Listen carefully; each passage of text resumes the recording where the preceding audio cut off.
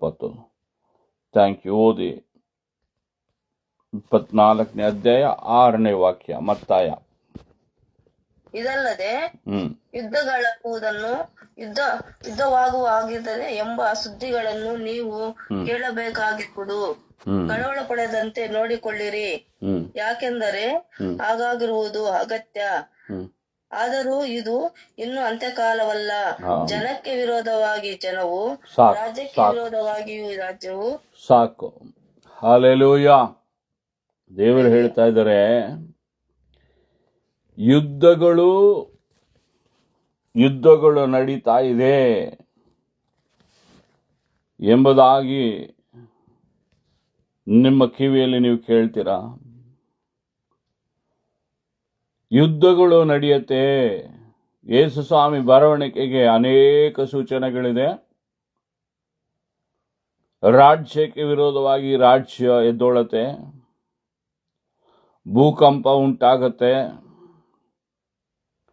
ಮತ್ತೆ ಅನೇಕ ಸೂಚಕ ಕಾರ್ಯಗಳು ನಡೆಯುತ್ತೆ ಎಂದು ಯೇಸು ಸ್ವಾಮಿ ಹೇಳ್ತಾರೆ. ಅದರಲ್ಲಿ ಇವತ್ತು ಯುದ್ಧಗಳು ನಡೀತಾ ಇದೆ. ಯುದ್ಧಗಳ ಬಗ್ಗೆ ಕೇಳ್ತೀರಾ? ಯುದ್ಧ ನಡೆದಿದೆ, ನಡೆಯಕ್ಕಿದೆ ಎಂದು ಕೇಳ್ತೀರಾ? ಇವತ್ತು ಇಸ್ರೇಲ್ ದೇಶಕ್ಕೂ ಇರಾನ್ಗೂ ವಿರೋಧವಾಗಿ ಯುದ್ಧ ನಡೀತಾ ಇದೆ. ಅಮೆರಿಕ ದೇಶಕ್ಕೂ ಇರಾನ್ಗೆ ವಿರೋಧವಾಗಿ ಯುದ್ಧ ನಡೀತಾ ಇದೆ. ರಷ್ಯಾ ದೇಶಕ್ಕೂ ಯುಕ್ರೇನ್ ದೇಶಕ್ಕೂ ವಿರೋಧವಾಗಿ ಯುದ್ಧ ನಡೀತಾ ಇತ್ತು. ಇಸ್ರೇಲ್ ದೇಶಕ್ಕೂ ಹಮಾಸ್ ಅವರಿಗೂ ಯುದ್ಧ ನಡೀತಾ ಇದೆ. ಇರಾನ್ ದೇಶ ಅವರ ದೇಶಗಳಲ್ಲಿ ಮುಸ್ಲಿಂ ದೇಶಗಳ ಮೇಲೇನೆ ಇವತ್ತು ಬಾಂಬ್ಗಳನ್ನು ಹಾಕ್ತಾ ಇದ್ದಾರೆ. ಕಳೆದ ವರ್ಷಗಳಲ್ಲಿ ಸಿಲೋನ್ ಶ್ರೀಲಂಕಾ ದೇಶದಲ್ಲಿ ದೇಶದ ಒಳಗಿನ ಯುದ್ಧಗಳು ಹತ್ರ 30 ವರ್ಷಗಳು ನಡೀತಾ ಇತ್ತು. ಹೀಗೆ ಯುದ್ಧಗಳ ಬಗ್ಗೆ ನಾವು ಕೇಳ್ತೀವಿ. ಇದೇನು ಆಶ್ಚರ್ಯ ಅಲ್ಲ. ಇದಕ್ಕಿಂತಲೂ ಭಯಂಕರ ಯುದ್ಧಗಳು ನಡೆದಿದೆ. ಯಾವಾಗ ಗೊತ್ತಾ? ಮೊದಲನೇ ಪ್ರಪಂಚ ಯುದ್ಧ. ಇಡೀ ಪ್ರಪಂಚದಲ್ಲಿರುವ ಎಲ್ಲಾ ದೇಶಗಳು ಯುದ್ಧ ಮಾಡಿರೋದು. ಎರಡನೇ ಪ್ರಪಂಚ ಯುದ್ಧ, ಅದರಲ್ಲೂ ಲೋಕದಲ್ಲಿರುವ ಎಲ್ಲಾ ದೇಶಗಳು ಯುದ್ಧ ಮಾಡಿದೆ. ಅದರಲ್ಲಿ ಸತ್ತು ಬಿದ್ದಿರೋರು 5 ಕೋಟಿ ಜನರು. 6 ವರ್ಷಗಳಲ್ಲಿ 5 ಕೋಟಿ ಜನರು ಸತ್ತು ಬಿದ್ದಿದ್ದಾರೆ. ರೋಗಗಳು ಕಳೆದಿದ್ದು 3 ವರ್ಷಗಳ ಮುಂದೆ ಕೊರೋನಾ, ಕೋಟ್ಯಾಂತ ಜನರು ಸತ್ತು ಹೋದ್ರು. ಕನಿಷ್ಠ ಅಂದ್ರೆ 2 ಕೋಟಿಗೆ ಮೇಲೆ ಜನರು ಸತ್ತರು ಅಂದು ಹೇಳ್ತಾ ಇದ್ದಾರೆ. ಬಟ್ ಅದು ಪರ್ಫೆಕ್ಟ್ ಮಾಹಿತಿ ಅಲ್ಲ. ಅದ್ರ ಮೇಲೇನೂ ಸತ್ತಿರಬಹುದು. ನಾವಿದೇ ಅಂತ ಹೇಳಕ್ ಆಗೋದಿಲ್ಲ. ಎಷ್ಟೋ ಶವಗಳನ್ನು ಬೀದಿಯಲ್ಲೇ ಬಿಟ್ಬಿಟ್ಟಿದ್ರು. ಅಂದ್ರೆ ನಾನಿವತ್ತು ನಿಮ್ಗೆ ಹೇಳ್ತಾ ಇರೋದೇನೆಂದ್ರೆ, ಯೇಸು ಸ್ವಾಮಿ ಬರವಣಿಗೆಗೆ ಮುಂಚೆ ಇವೆಲ್ಲ ನಡೆಯುತ್ತೆ ಎಂದು ಯೇಸು ಸ್ವಾಮಿ ಹೇಳ್ತಾ ಇದ್ದಾರೆ. ಒಂದು ಸೂಚನೆ ಮಾಹಿತಿಯನ್ನು ದೇವರು ನಮಗೆ ಕೊಟ್ಟಿದ್ದಾರೆ. ಯುದ್ಧ ಒಂದು ಮುಖ್ಯವಾಗಿರೋ ಒಂದು ಸೂಚನೆ. ಇದು ನಡೀತಾ ಇದೆ. ಇದು ನಡೆದಿದ ತಕ್ಷಣ ಯೇಸು ಸ್ವಾಮಿ ಹೇಳ್ತಾ ಇದ್ದಾರೆ, ಇದು ಕೊನೆಯಲ್ಲ, ಇದು ಕೊನೆಯಲ್ಲ, ಇದು ಉಪದ್ರವಗಳಿಗೆ ಪ್ರಾರಂಭ. ಈ ಯುದ್ಧಗಳ ಹಿಂದೆ ಯಾರಿರೋದು? ರಾಜ್ಯಗಳಿದೆ, ಸೈನಿಕರಿದ್ದಾರೆ, ಮನುಷ್ಯರುಗಳಿದ್ದಾರೆ, ಆಳ್ವಿಕೆ ಮಾಡುವ ಪ್ರಧಾನಿಗಳಿದ್ದಾರೆ, ರಾಜಗಳಿದ್ದಾರೆ. ಇವರೆಲ್ಲರೂ ಇದ್ರೂ ಈ ಯುದ್ಧಗಳ ಹಿಂದುಗಡೆ ಕೆಲವು ದೇಶಗಳಲ್ಲಿ ಎಲ್ಲ ದೇಶ ನಾನು ಹೇಳಲ್ಲ. ಕೆಲವು ದೇಶಗಳಿಂದ ಸೈತಾನಿದ್ದಾನೆ, ಕೆಲವು ದೇಶಗಳಿಂದ ಸೈತಾನಿದ್ದಾನೆ. ಈ ಯುದ್ಧಕ್ಕೆ ಕಾರಣವಾಗಿದ್ದಾನೆ ಅವನು. ಇಸ್ರೇಲ್ ದೇಶವನ್ನ ನಾಶ ಮಾಡಬೇಕೆಂದು ಹೇಳಿ ಹಮಾಸ್ ಎಂಬ ಉಗ್ರರು, ಅವರು ಮನುಷ್ಯರಲ್ಲ, ಅವರು ಉಗ್ರರು, ಇಸ್ರೇಲ್ ದೇಶ ದೇವರ ಭೂಮಿ, ಇದನ್ನು ನಾಶ ಮಾಡಕ್ಕೆ ಎದ್ದಿರೋರು ಈ ಹಮಾಸ್ ಎಂಬ ಉಗ್ರರುಗಳು ಒಳಗೆ ಇರೋದಲ್ಲ ಸೈತಾನೆ. ಆದ್ರೆ ಅಲ್ಲಿ ಒಂದು ಸ್ಟ್ರಾಂಗ್ ಆಗಿರೋ ಪ್ರಧಾನಿನ ದೇವರು ಇಟ್ಕೊಂಡಿದ್ದಾರೆ ಇಸ್ರೇಲಲ್ಲಿ. ಆ ಪ್ರಧಾನಿ ಬೈಬಲ್ ವಿಷಯಗಳನ್ನೇ ಒಂದೊಂದು ಯುದ್ಧಕ್ಕೆ ಹೇಳೋರಾಗಿ ಇದ್ದಾರೆ, ನೀವು ಗಮನಿಸಿ ನೋಡಿ. ಹಾಗಾದ್ರೆ ಯುದ್ಧಗಳು ನಡೆಯುತ್ತೆ, ಅಲ್ಲಿ ಯೇಸುಸ್ವಾಮಿ ಹೇಳ್ತಾರೆ ಇದು ಕೊನೆ ಅಲ್ಲ, ಇದು ಉಪದ್ರವಗಳದು ಪ್ರಾರಂಭ. ಭೂಕಂಪಗಳು ನಡೆಯುತ್ತೆ, ಅಲ್ಲಿ ಬರಗಾಲ ಉಂಟಾಗತ್ತೆ. ಅಲ್ಲಿ ಕಳೆದಿದ್ದು ಶತಮಾನಗಳಲ್ಲಿ ಸೋಮಾಲಿಯಲ್ಲಿ ಭಯಂಕರವಾಗಿರೋ ಬರಗಾಲಗಳು, ಇದೆಲ್ಲ ಪ್ರಾರಂಭ ಅಂತ ಹೇಳ್ತಾ ಇದ್ದಾರೆ ಯೇಸುಸ್ವಾಮಿ. ಆದರೆ ಯಾವಾಗ ಕೊನೆ ಬರುತ್ತೆ ಅದು ನಮ್ದು ಕ್ವಶನ್. ಇದನ್ನೇ ಶಿಷ್ಯರು ಈ 24ನೇ ಅಧ್ಯಾಯದಲ್ಲಿ ಕೇಳಿದ್ರು. ಒಂದೇ ವಾಕ್ಯದಿಂದ ನೀವು ಓದಿ ನೋಡಿದ್ರೆ ಇದರಲ್ಲಿ ಯೇಸುಸ್ವಾಮಿ ಹತ್ರ ಕೇಳ್ತಾರೆ, ದೇವರೇ ನಿಮ್ಮ ಬರವಣಿಗೆ ಯಾವಾಗ? ಯಾಕೆ ಅದನ್ನು ಕೇಳಿದ್ರಂದ್ರೆ, ಯೆರೂಸಲೇಮ್ ದೇವಾಲಯವನ್ನು ನೋಡಿ ಶಿಷ್ಯರು ಹೇಳ್ತಾ ಇದ್ದಾರೆ ಯೇಸುಸ್ವಾಮಿ ಹತ್ರ, ಓ ಎಷ್ಟು ಸುಂದರವಾಗಿ ಕಟ್ಟಲ್ಪಟ್ಟಿದೆ, ಎಷ್ಟು ಸುಂದರವಾಗಿ ಜೋಡಿಸಿಟ್ಟಿದ್ದಾರೆ, ಅಲಂಕಾರ ಮಾಡಿದ್ದಾರೆ ಈ ದೇವಾಲಯವನ ಎಂಬುದಾಗಿ. ಆದರೆ ಶಿಷ್ಯರಿಗೆ ಗೊತ್ತಿಲ್ಲ, ಯೇಸುನೇ ನಿಜವಾಗಿರುವ ದೇವಾಲಯ, ಯೇಸು ಕ್ರಿಸ್ತನೇ ದೇವರನ್ನ ಒಳಗೆ, ತಂದೆಯಾಗಿರೋ ದೇವರನ್ನ ಒಳಗೆ ಇಟ್ಟಿರುವ ದೇವಾಲಯ ಅನ್ನೋದನ್ನ ಈ ಶಿಷ್ಯರುಗಳು ಅಷ್ಟು ಆಳವಾಗಿ ಅರ್ಥ ಮಾಡಿಕೊಂಡಿರಲಿಲ್ಲ. ಏಕೆಂದ್ರೆ ಯೇಸುಸ್ವಾಮಿ ಹೇಳಿದ್ರು, ಈ ದೇವಾಲಯವನ್ನು ಒಡೆದಾಕ್ರಿ, 3 ದಿನದಲ್ಲಿ ಎಬ್ಬರಿಸ್ತೀನಿ ಕಟ್ಟಿ. ಜನರು ಹೇಳ್ತಾರೆ, ಈ ದೇವಾಲಯನ ಕಟ್ಟಕ್ಕೆ ಇಷ್ಟು ವರ್ಷಗಳಾಯ್ತಲ್ಲ, ಇದು ಹೇಗೆ 3 ದಿನದಲ್ಲಿ ಎಬ್ಬರಿಸ್ಪಡೋದು? ಅವ್ರು ಹೇಳಿದ್ದು ತನ್ನ ಶರೀರವಾಗಿರುವ ದೇವಾಲಯವನ. ಆದರೆ ಇಲ್ಲಿ ಶಿಷ್ಯರು ಕೇಳ್ತಾ ಇರೋದು ಕಟ್ಟಡವಾಗಿರುವ ದೇವಾಲಯನ, ಯೆರೂಸಲೇಮ್ ದೇವಾಲಯವನ. ಆವಾಗಲೇ ಯೇಸುಸ್ವಾಮಿ ಹತ್ರ ಅವ್ರು ಯೇಸುಸ್ವಾಮಿ ಹೇಳ್ತಾರೆ, ನೀವು ಈ ದೇವಾಲಯವನ್ನು ಹಿಂಗೆ ನೋಡ್ತಾ ಇದ್ದೀರಲ್ಲ, ಒಂದು ಕಲ್ಲು ಮೇಲೆ ಒಂದು ಕಲ್ಲು ಇರೋದಿಲ್ಲ.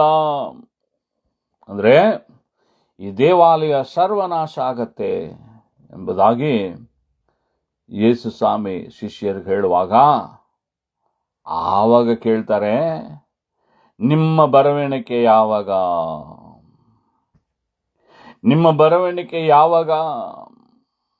ಅದರದ್ದು ಸೂಚನೆ ಏನು ಅಂದು ಕೇಳುವಾಗ ಈ ಗುಟ್ಟನ್ನು ಯೇಸುಸ್ವಾಮಿ ಬಿಚ್ಚುತ್ತಾ ಇದ್ದಾರೆ. ಸರಿ, ಯಾವಾಗ ಯೇಸುಸ್ವಾಮಿ ಬರವಣಿಗೆ ಇರುತ್ತೆ? ಚಿಕ್ಕದಾಗಿ ಧ್ಯಾನಿಸ್ಕೊಳ್ಳೋಣ. ಇದರಲ್ಲೇ ಮತ್ತೆ 24:14 ನೀವು ಓದುವಾಗ ವಾಕ್ಯ ಹೇಳ್ತಾ ಇದೆ, ಈ ದೇವರ ರಾಜ್ಯದ ವಾಕ್ಯ ಸುವಾರ್ತೆ ಇಡೀ ಪ್ರಪಂಚದಲ್ಲಿರುವ ಎಲ್ಲಾ ಜನಾಂಗಗಳಿಗೂ ಪ್ರಸಂಗವಾಗತ್ತೆ, ಬೋಧಿಸಲ್ಪಡತ್ತೆ, ಆವಾಗ ಅಂತ್ಯ ಉಂಟಾಗತ್ತೆ, ಆವಾಗ ಕೊನೆ ಉಂಟಾಗತ್ತೆ ಅಂದು ಯೇಸುಸ್ವಾಮಿ ಶಿಷ್ಯರಿಗೆ ಹೇಳ್ತಾ ಇದ್ದಾರೆ, ಇವತ್ತು ನಮಗೂ ಹೇಳ್ತಾ ಇದ್ದಾರೆ. ಆ ಮುಂಚಿನ ವಾಕ್ಯ 12-13 ಓದುವಾಗ ಯೇಸುಸ್ವಾಮಿ ಹೇಳ್ತಾ ಇದ್ದಾರೆ, ಅಧರ್ಮ ಹೆಚ್ಚಾಗಿರೋದ್ರಿಂದ ಅನೇಕರು ಪ್ರೀತಿ ತಣ್ಣಗಾಗ್ಬಿಡುತ್ತೆ.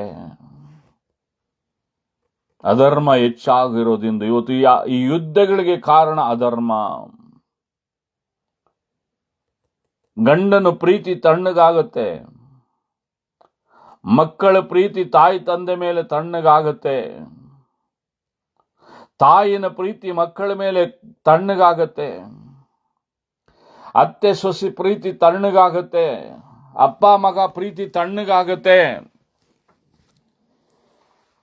ಆದ್ರೆ ಯೇಸು ಸ್ವಾಮಿ ಹೇಳ್ತಾ ಇದ್ದಾರೆ, 1 ಕೊರಿಂಥಿ 13 ಓದಬೇಕಾಗಿದ್ರೆ, ಪ್ರೀತಿ ಎಂದಿಗೂ ಬಿದ್ದೋಗುದಿಲ್ಲ.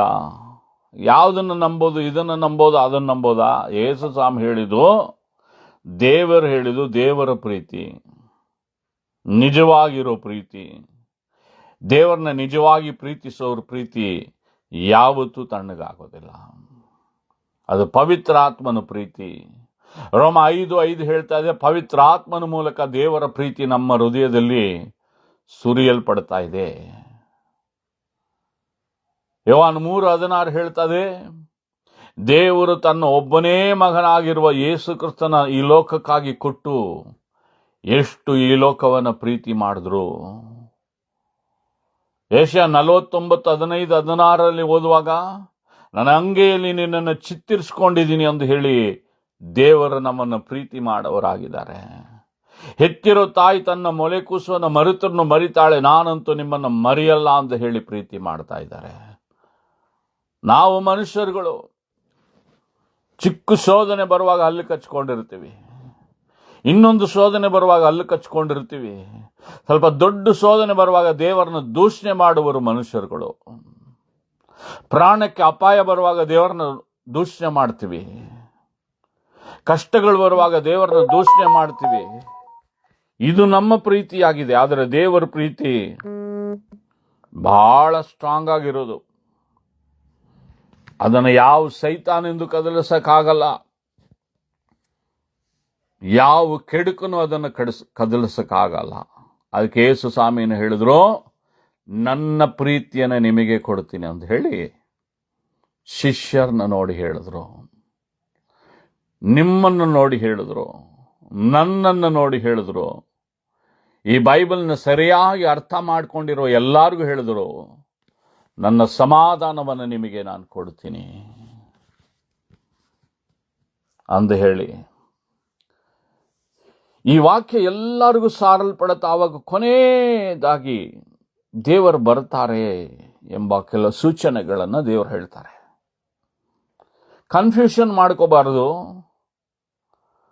36ನೇ ವಾಕ್ಯ ನೀವು ಓದಿದ್ರೆ ಇನ್ನೊಂದು ಮಾತು ಯೇಸು ಸ್ವಾಮಿ ಹೇಳ್ತಾರೆ, ನಾನು ಯಾವಾಗ ಬರ್ತೀನಿ ಅನ್ನೋದನ್ನ ಆ ಪರಲೋಕದಲ್ಲಿರುವ ತಂದೆಯಾಗಿರೋ ದೇವರಿಗೆ ಮಾತ್ರ ಗೊತ್ತು, ಅಲ್ಲಿರುವ ದೇವದೂತರುಗಳಿಗೂ ಕೂಡ ಗೊತ್ತಿಲ್ಲ. ಅಂದ್ರೆ ದೇವದೂತರುಗಳ ಹತ್ರ ಕೂಡ ಡಿಸ್ಕಷನ್ ಮಾಡಿಲ್ಲ, ನನಗೂ ಗೊತ್ತಿಲ್ಲ ಅಂತ ಯೇಸು ಸ್ವಾಮಿ ಹೇಳ್ತಾ ಇದ್ದಾರೆ. ಆ ಗುಟ್ಟು ತಂದೆಯಾಗಿರೋ ದೇವರು ಮಾತ್ರನೇ ಗೊತ್ತು ನನ್ನ ಬರವಣಿಗೆ ಎಂದು ಹೇಳ್ತಾ ಇದ್ದಾರೆ. ಆದರೆ ಇನ್ನೊಂದು ಕಡೆ ಯೇಸು ಸ್ವಾಮಿ ಹೇಳ್ತಾ ಇದ್ದಾರೆ, ಇಬ್ಬರು ಮಲಗಿರ್ತಾರೆ, ಒಬ್ಬರು ತೆಗೆಯಲ್ಪಡ್ತಾರೆ, ಒಬ್ಬರು ಕೈ ಬಿಡಲ್ಪಡ್ತಾರೆ. ಇಬ್ಬರು ಬಯಲಲ್ಲಿ ಕೆಲಸ ಮಾಡ್ತಾ ಇರ್ತಾರೆ, ಒಬ್ಬರು ದೇವರ ಬರವಣಿಗೆಯಲ್ಲಿ ಎತ್ತಲ್ಪಡ್ತಾರೆ, ಒಬ್ಬರು ಕೈ ಬಿಡಲ್ಪಡ್ತಾರೆ. ಇಬ್ಬರು ರುಬ್ಬೋ ಕಲ್ಲಲ್ಲಿ ರುಬ್ಬುತ್ತಾ ಇರ್ತಾರೆ, ಒಬ್ಬರನ್ನ ತೆಗೆದುಕೊಳ್ತಾರೆ, ಒಬ್ಬರು ಕೈ ಬಿಡಲ್ಪಡ್ತಾರೆ. ಇದೇನು ಕನ್ಫ್ಯೂಷನ್ ನಮಗೆ. ಯೇಸು ಸ್ವಾಮಿ ರಹಸ್ಯವಾಗಿ ಒಂದು ಸಾರಿ ಬರ್ತಾರೆ, ರಹಸ್ಯವಾಗಿ ಬರ್ತಾರೆ. ಆವಾಗ ನೀವು ನಾವು ರಕ್ಷಣೆ ಆಗಿರೋರು, ರಕ್ಷಣೆ ಆಗಕ್ಕಿರೋರು, ಇನ್ನ ರಕ್ಷಣೆನ ಕಾಪಾಡಿಕೊಂಡಿರೋರು ಸಭೆಗೆ ಹೋಗುವವರು, ಸೇವಕರುಗಳು, ಅಪೋಸ್ಲರುಗಳು, ಪ್ರವಾದಿಗಳು, ಬೈಬಲ್ ಟೀಚರ್ಗಳು, ಸಭಾಪಾಲಕರು, ಇವಾಂಜಲಿಸ್ಟ್ಗಳು ದೇವರವರನ್ನ ತೆಗೆದುಕೊಳ್ತಾರೆ. ವಿಶ್ವಾಸಿಗಳು, ಸಭೆ ಎತ್ತಲ್ಪಡತ್ತೆ. ಅದೇ 10 ಕಣ್ಣಿಗೆಗಳ ಬಗ್ಗೆ ಬರೆಯಲ್ಪಟ್ಟಿದೆ ಅಲ್ವಾ. 5 ಜನ ಬುದ್ಧಿಯುಳ್ಳವರು, 5 ಜನ ಬುದ್ಧಿ ಇಲ್ದರು. ಇದು ರಹಸ್ಯ ಬರವಣಿಗೆ. ಯೇಸು ಸ್ವಾಮಿ ರಹಸ್ಯವಾಗಿ ಬರ್ತಾರೆ. ಈ ಸೂಚಕ ಕಾರ್ಯಗಳ ಬರುವಾಗ ದೇವರು ಹೇಳ್ತಾರೆ, ಇದು ಅಂತ್ಯವಲ್ಲ, ಇನ್ನ ಇದು ಅಂತ್ಯವಲ್ಲ, ಉಪದ್ರವಗಳದು ಪ್ರಾರಂಭ. ಯೇಸು ಸ್ವಾಮಿ ಬಂದು ಆಕಾಶದಿಂದ ಬರುವಾಗ ಹಂಗೆ ಆಕಾಶಕ್ಕೆ ನಾವು ಒಯ್ಯಲ್ಪಡ್ತೀವಿ. ಇದನ್ನು 1 ಕೊರಿಂಥಿ 15 ಪೌಲ ಬರಿತಾ ಇದ್ದಾನೆ. ಕ್ಷಣ ಮಾತ್ರದಲ್ಲಿ ನಾವು ರೂಪಾಂತರವಾಗ್ತೀವಿ, ಕೊನೇ ತುತ್ತೂರಿ ಶಬ್ದ ಬರುತ್ತೆ ಅಂತ ಹೇಳಿ. ಅದು ಕೂಡ ಪೌಲ ಬರೆಯೋದು ರಹಸ್ಯ ಬರವಣಿಗೆ ಅಲ್ಲ. ಅವರು ಪೌಲ ಬರಿತಾ ಇರೋದು ಯೇಸು ಸ್ವಾಮಿದು ಕೊನೆ ಬರವಣಿಗೆ. ಯಾಕಂದ್ರೆ ಅಲ್ಲಿ ತುತ್ತೂರಿ ಶಬ್ದ ಅಂತ ಬರೆಯಲ್ಪಟ್ಟಿದೆ ನೋಡಿ. ಅವರು ಬರ್ತಾರೆ ಒಂದು ಎಚ್ಚರಿಕೆ. ಅದು ರಹಸ್ಯ ಬರವಣಿಗೆಯಲ್ಲಿ ಸಭೆ ಎತ್ತಲ್ಪಡತ್ತೆ, ಸಭೆಯಲ್ಲಿ ಇರುವ ಜನರು ಎತ್ತಲ್ಪಡ್ತಾರೆ. ಅದಾಗಿದ ಮೇಲೆ ತುತ್ತೂರಿ ಶಬ್ದದಿಂದ ಘನವಾಗಿ ಅರಸನಾಗಿ, ರಾಜನಾಗಿ, ಮಹಾರಾಜನಾಗಿ, ರಾಜಗಳಿಗೆ ರಾಜನಾಗಿ, ಆಳ್ವಿಕೆ ಮಾಡೋರಾಗಿ ಯೇಸು ಸ್ವಾಮಿ ಹೇಳಿದ್ದಾರೆ. ಅದು 1000 ವರ್ಷ ಆಳ್ವಿಕೆ. ಉಪದ್ರವ ಕಾಲಗಳು 7 ವರ್ಷ. ಕ್ರೈಸ್ತ ವಿರೋಧಿ ಭೂಮಿಯಲ್ಲಿರುವ ಜನರನ್ನು ಹಿಂಸೆ ಪಡಿಸ್ತಾನೆ. ಆವಾಗಲೇ ಹಣೆ ಮೇಲೆ 666 ಹಾಕ್ತಾರೆ. 666 ಎಲ್ಲ ಯಾರು ಹಾಕಿಸ್ಕೊಳ್ತಾರೋ ಅವನದು ಎಲ್ಲ ಸೌಲಭ್ಯಗಳನ್ನ ಅವನು ಕೊಡ್ತಾನೆ. ಇಲ್ದಿರೋರಿಗೆ ಚಿತ್ರಹಿಂಸೆ, ಅದನ್ನೇ ಉಪದ್ರವ ಅಂತ ಹೇಳ್ತಾ ಇದ್ದಾರೆ. 3.5 ವರ್ಷ, ಇನ್ನ 7 ವರ್ಷ, ಇನ್ನ 3.5 ವರ್ಷ ಮಹಾ ಉಪದ್ರವ ಕಾಲ. ಅದಕ್ಕೆ ಅನೇಕರು ಬಯಸೋದು, ನಾನು ಕೂಡ ಬಯಸ್ತೀನಿ, ರಹಸ್ಯ ಬರವಣಿಗೆಯಲ್ಲಿ ಎತ್ತಲ್ಪಡಬೇಕು. ಅದನ್ನೇ ಯೇಸು ಸ್ವಾಮಿ ಹಿಂಗೆ ಹೇಳಿದ್ರು, ಕಳ್ಳನು ಬರುವ ಹಾಗೆ ನಾನು ಬರ್ತೀನಿ. ಒಂದು ಸಾರಿ ಹೇಗೆ ಬರ್ತಾರೆ? ಮಹಾರಾಜನಾಗಿ ತುತ್ತೂರಿ ಶಬ್ದ ದೂತರುಗಳ ಜೊತೆಗೆ ಇಳಿತಾರೆ 1000 ವರ್ಷ ಆಳ್ವಿಕೆಗಾಗಿ. ಬಟ್ ರಹಸ್ಯ ಬರವಣಿಗೆಯಲ್ಲಿ ಯೇಸು ಸ್ವಾಮಿ ಹೇಳ್ತಾ ಇದ್ದಾರೆ, ಕಳ್ಳನು ಬರುವ ಹಾಗೆ ನಾನು ಬರ್ತೀನಿ ಅಂದು. ಆ ಕೊನೆ ಬರವಣಿಗೆ, 2ನೇ ಬರವಣಿಗೆ ಬಗ್ಗೆ ಯೇಸು ಸ್ವಾಮಿ ಹೇಳಿದ್ರು, ಅದು ತಂದೆಯಾಗಿರೋ ದೇವರಿಗೆ ಮಾತ್ರ ಗೊತ್ತು. ಯೇಸು ಸ್ವಾಮಿಗೆ ಗೊತ್ತಿಲ್ದಿರೋ ಒಂದು ರಹಸ್ಯ ಏನಂದ್ರೆ, ಯೇಸು ಸ್ವಾಮಿ ಬರುವ 2ನೇ ಬರವಣಿಗೆ. ಕನ್ಫ್ಯೂಸ್ ಮಾಡ್ಕೊಂಬೇಡಿ. ರಹಸ್ಯ ಬರವಣಿಗೆ ಬೇರೆ, ಯೇಸು ಸ್ವಾಮಿದು ಕೊನೆ ಬರವಣಿಗೆ ಬೇರೆ. ಹಾಗಾದ್ರೆ ಬರವಣಿಗೆಗೆ ನಾವು ಸಿದ್ಧತೆಯಾಗಿದ್ದೀವಾ? ಈ ರಹಸ್ಯ ಬರವಣಿಗೆಯಲ್ಲಿ ಆನೋಕ್ ತರ ನಾವು ಮಾಯವಾಗ್ತೀವಿ. ದೇವರ ಜೊತೆಗೆ ಅವನು ಸಂಚಾರ ಮಾಡ್ತಾ ಇದ್ದ. ಎಲಿಯ ತರ, ಎಲಿಯನು ಅಗ್ನಿ ರಥದಲ್ಲಿ ಪರಲೋಕಕ್ಕೆ ಅವನು ಒಯ್ಯಲ್ಪಟ್ಟ. ಅಪೊಸ್ತಲ ಪುಸ್ತಕದಲ್ಲಿ ಓದುವಾಗ ಯೇಸು ಸ್ವಾಮಿ ಅಪೊಸ್ತಲ 1ನೇ ಅಧ್ಯಾಯದಲ್ಲಿ ಮಾತಾಡ್ತಾ 600 ಶಿಷ್ಯರುಗಳ ಮುಂದೆ ಹಾಗೆ ಒಂದು ಮೇಘ ಬಂದು 2 ದೂತರುಗಳು ಮಾತ್ರ ಜೊತೆಗೆ ಬಂದರು. ಹಂಗೆ ಆ ಮೇಘದ ಒಳಗೇನೆ ಪರಲೋಕಕ್ಕೆ ಒಯ್ಯಲ್ಪಟ್ರು ಯೇಸು ಸ್ವಾಮಿ. ಯೇಸು ಕ್ರಿಸ್ತನ ಹೆಂಗೆ ಪರಲೋಕಕ್ಕೆ ಒಯ್ಯಲ್ಪಟ್ರು ಹಾಗೇ ತಿರುಗಿ ಬರ್ತಾರಂತ ಹೇಳಿ ಆ ದೂತರುಗಳು ಹೇಳ್ತಾ ಇದ್ದಾರೆ. ಅದಕ್ಕೆ ಇವತ್ತು ಈ ಯುದ್ಧಗಳು ಇನ್ನ ಜಾಸ್ತಿನೂ ಆಗ್ಬೋದು, ಕಮ್ಮಿನೂ ಆಗ್ಬೋದು. 3ನೇ ಪ್ರಪಂಚ ಯುದ್ಧ ಕೂಡ ಆಗ್ಬೋದು. ಮನುಷ್ಯರಿಗಾಗಿರುವ ನಾವು ಹೇಳಕ್ಕಾಗಲ್ಲ, ದೇವರಿಗೆ ಗೊತ್ತುಂಟು. ಯಾವುದು ಹೆಂಗಿದ್ರೂ ಇವತ್ತು ಯುದ್ಧಗಳದ್ದು ಶಬ್ದ ಇದೆ, ಯುದ್ಧಗಳು ನಡೀತಾ ಇದೆ. ಯೇಸು ಸ್ವಾಮಿ ಬರವಣಿಗೆಯನ್ನು ತಿಳಿಸ್ತಾ ಇದೆ. ಇದಕ್ಕೆ ನಾವು ತಯಾರಾಗಬೇಕು. ನಮ್ಮ ಕುಟುಂಬಗಳನ್ನು ತಯಾರುಪಡಿಸಬೇಕು.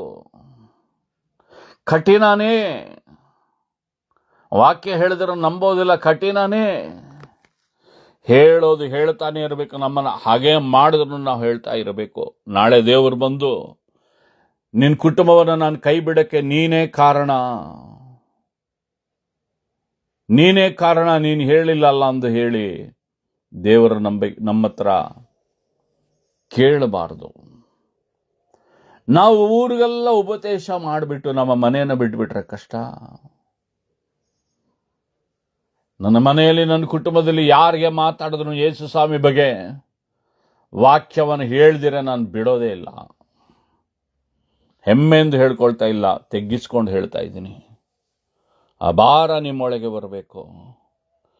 ಈ ವಾಕ್ಯವನ್ನು ಕೇಳುವ ನೀವು, ನಾನು ಎಚ್ಚರಿಕೆ ಆಗಿರಬೇಕು.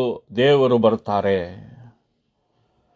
ಸೈತಾನು ಒಬ್ಬನ್ನು ಕೂಡ ಕದ್ದುಕೊಂಬಾರದಂದು ಹೇಳಿನೆ, ಒಬ್ಬನ್ನು ಕೂಡ ನಾಶ ಮಾಡಬಾರದಂದು ಹೇಳಿನೆ ಯೇಸು ಸ್ವಾಮಿ ಪ್ರಾಣವನ್ನೇ ಕೊಟ್ಟರು. ಆದರೆ ಅದರಲ್ಲಿ ಬೀಳೋರು ಇರ್ತಾರೆ. ಇದೇನು ಈ ಬರವಣಿಗೆ ಬಗ್ಗೆ ನನಗೆ ಡೌಟ್ ಇದೆ ಅಂದರೆ ನಿಮಗೆ ಸಿಂಪಲ್ ಎಕ್ಸಾಂಪಲ್ ಹೇಳ್ತೀನಿ, ಈಸಿಯಾಗಿ ಅರ್ಥ ಮಾಡ್ಕೊಂಬಿಡಿ. ಇದು ಮಾರ್ಚ್ ತಿಂಗಳು. ಜೂನ್ ತಿಂಗಳಲ್ಲಿ ಯಾರಿಗೋ ಮದುವೆ ಇದೆ ಅಂದ್ಕೊಳ್ಳಿ, ಒಂದು ಹೆಣ್ಣು ಗಂಡು ಇಬ್ಬರಿಗೂ.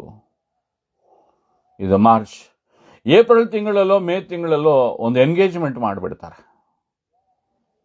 ಅಥವಾ ಮದುವೆ ಜೂನ್ ತಿಂಗಳ ಮದುವೆ ಒಂದು ವಾರಕ್ಕೆ ಮುಂಚೆ ಒಂದು ಎಂಗೇಜ್ಮೆಂಟ್ ಮಾಡಿಬಿಡ್ತಾರೆ, ಮತ್ತೆ ಫೈನಲ್ ಮದುವೆ ಇಡ್ತಾರೆ. ಹಂಗೆ ರಹಸ್ಯ ಬರವಣಿಗೆ ಅನ್ನೋದು ಒಂದು ಎಂಗೇಜ್ಮೆಂಟ್ ಥರ. ಎಂಗೇಜ್ಮೆಂಟ್ ಅನ್ನೋದು ಅರ್ಧ ಮದುವೆ ಆಯಿತು ಒಂದು ಲೆಕ್ಕ. ಮದುವೆ ಪೂರ್ತಿ ಎಲ್ಲ ಅರ್ಧ ಆಗಿರೋದು, ಅದೇ ರಹಸ್ಯ ಬರವಣಿಗೆ. ಅದರಲ್ಲಿ ಯಾರ್ಯಾರು ಧನ್ಯರೋ ಎತ್ತಲ್ಪಡ್ತೀವಿ.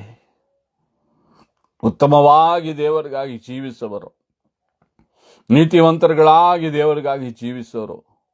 ಬಾಯಲ್ಲಿ ಒಂದು, ಹೃದಯದಲ್ಲಿ ಒಂದು, ಆಕ್ಷನಲ್ಲಿ ಒಂದು, ಹೃದಯದಲ್ಲಿ ಒಂದು, ಬಾಡಿ ಲ್ಯಾಂಗ್ವೇಜಲ್ಲಿ ಒಂದು, ಹೃದಯದಲ್ಲಿ ಒಂದು ಇಟ್ಕೊಂಡಿರೋರು ಸ್ವಲ್ಪ ಡೌಟೇ. ಎರಡೂ ಯೇಸು ಆಗಿರಬೇಕು, ಎರಡೂ ಯೇಸುಗೆ ಸಂಬಂಧಪಟ್ಟಿದ್ದಾಗಿರಬೇಕು. ನಿಮ್ಮ ಮಾತಾಗಲಿ, ನಿಮ್ಮ ಚಿಂತೆ ಆಗಲಿ, ನಿಮ್ಮ ನಡೆ ಆಗಲಿ, ನಿಮ್ಮ ನುಡಿ ಆಗಲಿ, ಜೀವವು ಮರಣವು ನಿನ್ನ ನಾಲಿಗೆಯಲ್ಲಿ ಇಟ್ಟಿದ್ದೀನಿ ಅಂತ ಹೇಳಿ ದೇವರು ಅದಕ್ಕೆ ನಮಗೆ ಹೇಳಿದ್ರು. ಇದರಲ್ಲಿ ಕರೆಕ್ಟ್ ಆಗಿದ್ರೆ ನಾವು ಅವ್ರ ರಹಸ್ಯ ಬರವಣಿಗೆಯಲ್ಲಿ ನಾವು ಒಯ್ಯಲ್ಪಡ್ತೀವಿ. ಜೀವ ಪುಸ್ತಕದಲ್ಲಿ ಯಾರ ಹೆಸರೆಲ್ಲ ಬರೆಯಲ್ಪಟ್ಟಿದೆಯೋ ಅವರಂತೂ ಪರಲೋಕದ ಗ್ಯಾರಂಟಿ ಇದೆ. ಈ ಜೀವ ಪುಸ್ತಕದಲ್ಲಿ ಬರೆಯಲ್ಪಟ್ಟಿರೋ ಹೆಸರು ಬರೆಯಲ್ಪಟ್ಟಿರೋ ಹೇಗಿರ್ತಾರೆ ಗೊತ್ತಾ? ಆರಾಧನೆಯಲ್ಲಿ ಸೇವಕರು ಹೇಳಿದ್ರಲ್ಲ, 10 ಮಕ್ಕಳನ್ನು ಕಳ್ಕೊಂಡಿದ್ದ ಯೋಬು, ಆದ್ರೇನು ದೇವರನ್ನ ಬಿಟ್ಟು ಹಿಂಜಾರ್ಲಿಲ್ಲ. ಅವನು ನೀತಿವಂತನು, ಜೀವ ಪುಸ್ತಕದಲ್ಲಿ ಅವನ ಹೆಸರು ಬರೆಯಲ್ಪಟ್ಟಿತ್ತು. ಅವನು ಈ ಥರ ಎಲ್ಲ ಕಷ್ಟವನ್ನು ಅನುಭವಿಸ್ತಾನೆ, ಆದ್ರೂ ದೇವ್ರನ್ನ ಬಿಡಲ್ಲ ಅಂದ್ರೆ ದೇವ್ರಿಗೆ ಗೊತ್ತು. ಅವನು ನನ್ನ ಮಗ ಅಂದು ದೇವರಿಗೆ ಗೊತ್ತು.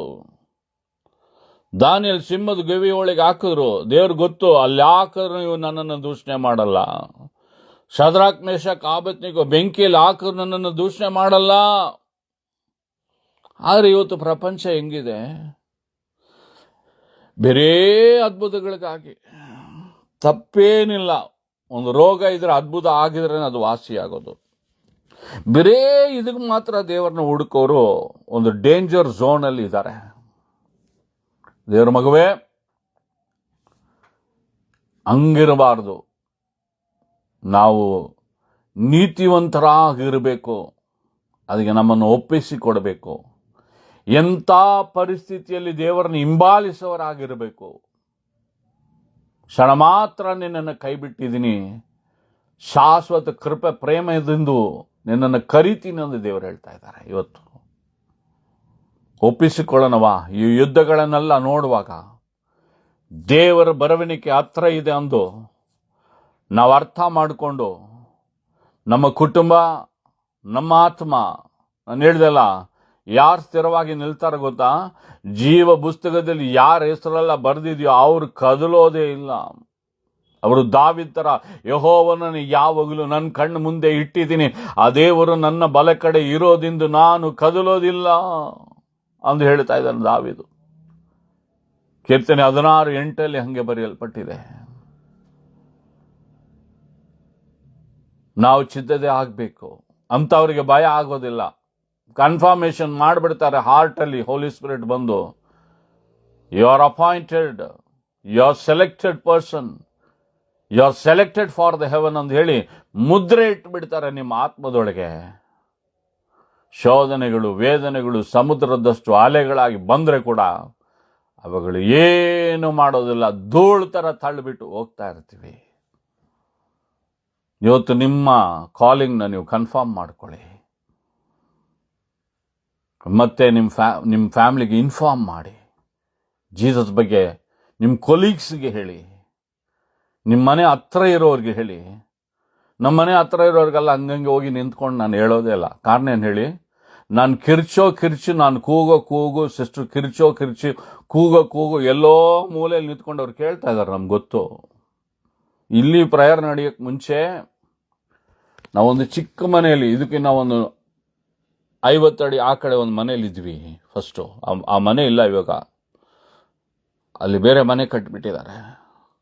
ಅಲ್ಲಿ ಶನಿವಾರ ಪ್ರೇಯರ್ ನಡೀತಾ ಇತ್ತು. ನನ್ನ ಸ್ಟೂಡೆಂಟು ನವೀನ್ ಒಂದು ಒಬ್ಬ ಇದ್ದ. ಅವನ ಮನೆಗೆ ಶಾಂತಮ್ಮ ಅಂದು ಒಬ್ಬರು ಇದ್ರು, ಒಂದು ಅಜ್ಜಿ. ಅವನ ಮನೆಗೆ ಪ್ರತಿ ಶನಿವಾರಗಳು ಬರೋದಂತೆ ಸಾಯಂಕಾಲ. ಯಾಕೆ ಅಂದು ಕೇಳುವಾಗ ಅವ್ರು ಹೇಳ್ತಾ ಇದ್ರು, ನೀವು ಹೇಳುವ ವಾಕ್ಯನ ನಮ್ಮ ಮನೇಲಿ ಕೂತ್ಕೊಂಡು ಅವ್ರು ಕೇಳ್ತಾ ಇದ್ರು ಅಂತ ಹೇಳಿ. ಹಿಂಗೆ ನಾವು ಕಿರ್ಚು ಕೂಗು ಹೆಂಗೋ ವಾಕ್ಯ ಎಲ್ಲೋ ಕೇಳಿಬಿಡ್ತಾರೆ. ನೀವು ಹೇಳಬೇಕು. ನಾವೆಲ್ಲದರಲ್ಲೂ ಕಿರ್ಚಿಕೊಂಡೇ ಇದ್ದೀವಿ, ಕೋಪ ಕೂಡ ಪಡ್ತಾ ಇದ್ದೀವಿ ಸೈತಾನ್ ಮೇಲೆ. ಯಾಕೆ ವಿಶ್ವಾಸಿಗಳ ಮೇಲೆ ಕೋಪ ಪಡ್ತೀವಿ? ಇಷ್ಟು ವಾಕ್ಯ ಹೇಳಿ ಅಂತ ತಿದ್ದುಕೊಂಡಿಲ್ವೇ? ಬರುತ್ತೆ ಕೋಪ. ಸೂರ್ಯ ಮುಳುಗಕ್ಕೆ ಮುಂಚೆ ನಿಮ್ಮ ಕೋಪ ತಣ್ಣಗಾಗಲಿ ಅಂತ ದೇವ್ರು ಹೇಳ್ತಾ ಇದ್ದಾರೆ. ಯೂಟ್ಯೂಬಲ್ಲಿ ಕಿರಿಚ್ತಾ ಇದ್ದೀವಿ, ಫೇಸ್ಬುಕ್ಕಲ್ಲಿ ಕಿರಿಚ್ತಾ ಇದ್ದೀವಿ, ಪ್ರೀತಿಯೆಂದು ಹೇಳ್ತಾ ಇದ್ದೀವಿ. ಇದೇ ನಮ್ಮ ಜೀವನ. ಇವುಗಳ ಮಧ್ಯದಲ್ಲಿ ಎಷ್ಟೆಷ್ಟೋ ವೇದನೆಗಳು ಬರ್ತಾ ಇರ್ತವೆ, ಎಷ್ಟೆಷ್ಟೋ ಫೈನಾನ್ಸ್ ಪ್ರಾಬ್ಲಮ್ ಬರುತ್ತೆ, ಎಷ್ಟೆಷ್ಟೋ ಶೋಧನೆಗಳು ಬರುತ್ತೆ, ಕಾಯಿಲೆಗಳನ್ನು ಕೂಡ ಸೈತಾನ್ ತರ್ಬೋದು. ಇಲ್ಲ, ನಾವು ಮಾಡೋ ಉಪವಾಸ ವೀಕ್ನೆಸ್ ಬರ್ಬೋದು, ನೋ ಪ್ರಾಬ್ಲಮ್. ಮುಂದುವರಿಬೇಕು. ಪ್ರಾರ್ಥನೆ ಮಾಡೋಣ ಎಲ್ಲರೂ. ಕಣ್ಣು ಮುಚ್ಚಿರಿ. ಪ್ರೀತಿಯುಳ್ಳ ನಮ್ಮ ತಂದೆಯೇ, ಯೇಸು ರಾಜಾವಿನ ನಾಮದಲ್ಲಿ ಅಪ್ಪ, ನಿಮ್ಮನ್ನು ನೋಡಿ ನಾವು ಪ್ರಾರ್ಥಿಸ್ತಾ ಇದ್ದೀವಿ. ಈ ಮುಂಚಾನೆ ವೇಳೆ ನಿಮ್ಮ ಬರವಣಿಗೆ ಬಗ್ಗೆ ನಮಗೆ ತಿಳಿಸಿದಿರಾ, ಅದಕ್ಕೆ ನಮ್ಮನ್ನು ಸಿದ್ಧತೆ ಪಡಿಸಿ. ಯಾರೆಲ್ಲ ಕಣ್ಣೀರು ವೇದನೆಯಿಂದ ಇವತ್ತು ಒಪ್ಪಿಸಿ ಕೊಡ್ತಾ ಇದ್ದಾರೋ, ಯೇಸುನೇ ನನಗೆ ಬೇಕು, ಪರಲೋಕನೇ ಬೇಕು, ಕ್ರೈಸ್ತ ವಿರೋಧಿ ಬಂದು ಭೂಮಿನ ಹಾಳು ಮಾಡಕ್ ಮುಂಚೆ, ಜನಗಳನ್ನ ಕೆಡಿಸಕ್ ಮುಂಚೆ, ಉಪದ್ರ ಪಡಿಸಕ್ ಮುಂಚೆ ರಕ್ಷಣೆ ಮಾರ್ಗದಲ್ಲಿ ನೆಲೆಯಾಗಿ ನಿಲ್ಲಕ್ಕೆ ಕೃಪೆಯನ್ನು ದಯಪಾಲಿಸಿ. ಈ ವಾಕ್ಯನ ಕೇಳಿರುವ ಪ್ರತಿಯೊಬ್ಬರನ್ನ ಆಶೀರ್ವಾದ ಮಾಡಿ. ಇವತ್ತು ಬೆಳಗ್ಗೆ ಪ್ರಾರ್ಥನೆ ನಡೆಸಿರುವ ಸೇವಕರನ್ನ, ಪ್ರಾರ್ಥನೆ ಮಾಡಿರುವ ನಿಮ್ಮ ಮಕ್ಕಳನ್ನ ಆಶೀರ್ವಾದ ಮಾಡಿ. ನಿಮ್ಮ ಪಾದದಲ್ಲಿ ನಮ್ಮನ್ನು ತೆಗೆಸಿಕೊಳ್ತಾ ಇದ್ವಿ. ಯೇಸು ಕ್ರಿಸ್ತನ ನಾಮದಲ್ಲಿ ತಂದೆಯೇ,